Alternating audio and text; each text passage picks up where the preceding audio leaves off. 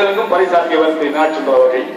அவர்கள் வழங்குகின்ற அறக்கூட்டணியுடைய விழாவிலே பங்கேற்பதில் நான் மற்ற மகிழ்ச்சி அடைகிறேன். அந்த வகையிலே அண்ணன் நக்கீரன் அவர்கள் தமிழ் இணை பல்கலைக்கழக துறை இயக்குனர். இணையதளம் இல்லாமல் எனக்கு இல்லை. எப்படி காலத்தை கிறிஸ்து பிறப்பதற்கு முன்னால் கிறிஸ்து பிறப்பதற்கு பின்னால் பிரிக்கிறோமோ அதுபோல இன்றைய காலத்தை கற்கின்ற காலத்தை பிரிப்போமானால் இணையதளத்திற்கு முன்னால் இணையதளத்திற்கு பின்னால், பிஃபோர் இன்டர்நெட் ஆஃப்டர் இன்டர்நெட் இதுதான் பிரிக்க வேண்டும். அந்த அளவுக்கு நம்முடைய வாழ்க்கையை முழுக்க முழுக்க சொல்லப்போனால் இந்த உலகத்தையே முழுக்க முழுக்க தன்னுடைய பிடியிலே சிக்கிய பிடியிலே பிடித்திருப்பது இணையதளம். அப்படிப்பட்ட ஒரு இணையதளத்தினுடைய இயக்குநராக, தமிழ் இணையதளத்துடைய இயக்குநராக திரு நக்கீரன் அவர்கள், மனித நக்கீரன் அவர்கள் நம்முடைய மண்ணிலை பிறந்து மிக சிறப்பாக தமிழ்நாடு முழுக்க மேல் சொல்லப்போனால் தமிழ் ஒரு நல்லுலகம் அறியும் வண்ணம் பணியாற்றுகின்ற குருமகனார் நக்கீரன் அவர்கள் இந்த அறக்கட்டளை தலைவராக இருப்பது சால பொறுத்து நான் கருதுகிறேன். அவர்கள் ஒரு வார்த்தை சொன்னார்கள். இதை பற்றி சொல்லுகின்ற போது தகத்தாயார் தலைமை என்று சொல்றேன் சொன்னார்கள். கருப்பாக இருக்கின்றவர்களுக்கு எப்படி சூரியனுடைய ஒளி புரிந்து சொன்னார்கள். நான் இறைச்சல் நினைத்துக் கொண்டேன். உதய சூரியன் இருப்பதால் அப்படி போட்டிருப்பார்கள். போதும், உதய சூரியன் இருப்பதால், சூரியன் இருப்பதால் தகத்தாய என்ற அந்த வார்த்தைக்கு அவர்கள் இங்கு வருகின்றவர் உண்மையாகவே ராமன் காவியத்தில் கூட கருப்பு தான், காவியத்தில் கூட கார்மீக வண்ணம் தான். அதனால் தான் மேகம் வெட்டி பார்த்துக் கொண்டிருக்கிறது உங்களை எல்லாம் பயமுறுத்துகின்ற வண்ணம். அந்த வகையிலே அவர்கள் தகத்தாய தலைமையில் போட்டது சால பொறுத்து என்று நான் கருதுகிறேன். சால பொறுத்து என்று சொன்னால் உதயசூரியன் பணிபுரிகின்ற மேல்நிலைப்பள்ளி நடைபெறுகின்ற விழா என்பதால் அப்படி போட்டிருந்தார் நினைக்கின்றேன்.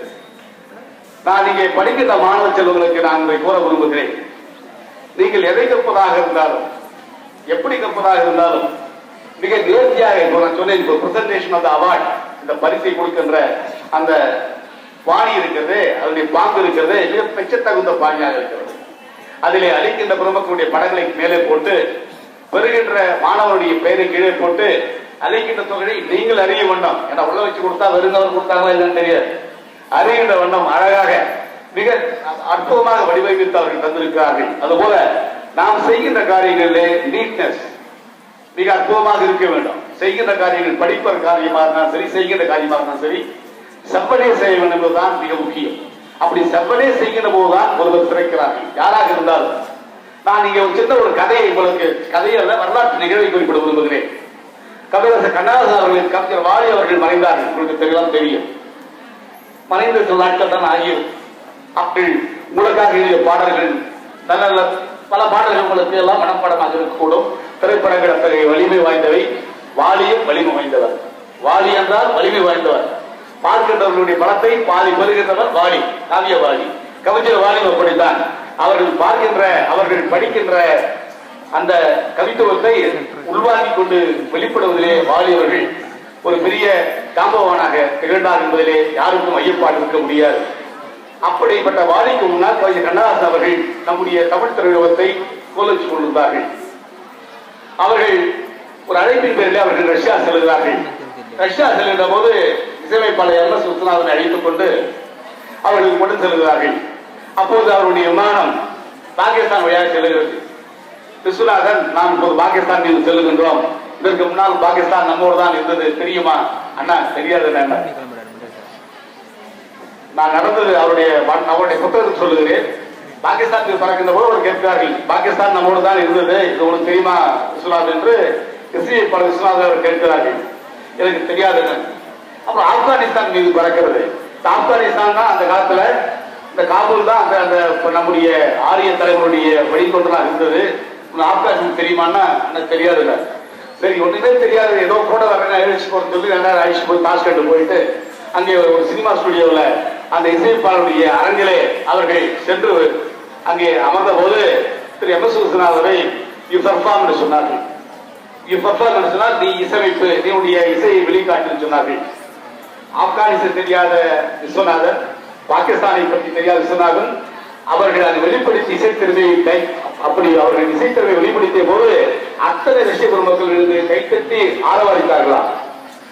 இவனுக்கு எதையும் தெரியவில்லை இசையை தவிர என்று கண்ணதாசன் அங்கே பெரிதாக சொன்னார்களா. இசையை தவிர இவனுக்கு எதுவும் தெரியவில்லை, இந்த இசையிலே மன்னனாக இருப்பவர் என்று அங்கே தான் இருக்கின்ற துறையிலே எப்படி நிபுணத்துவம் பெற்றிருக்கிறார் என்பதை உதாரணம் சொல்வதற்காக கவிஞர் கண்ணதாசன் அவர்கள் தன்னுடைய வரலாற்று நிகழ்வுகளை குறிப்பிடுவார்கள்.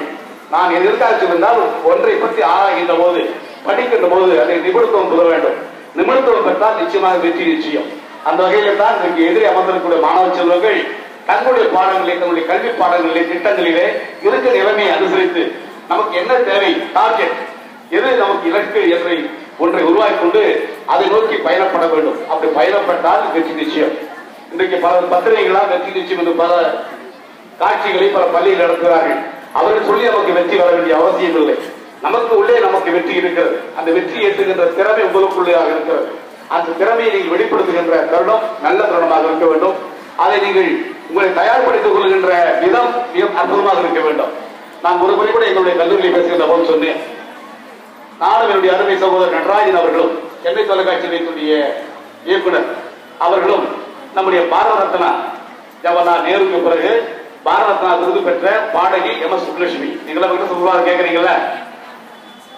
காலையில சனிக்கிழமை போடுறாங்கல்ல திருப்பதியில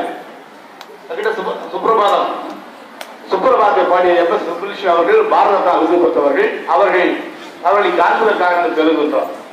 அப்போது காண்கின்ற செல்கின்ற போது எங்களை கொஞ்ச நேரம் காத்திருங்கள் சொல்கிறார்கள்.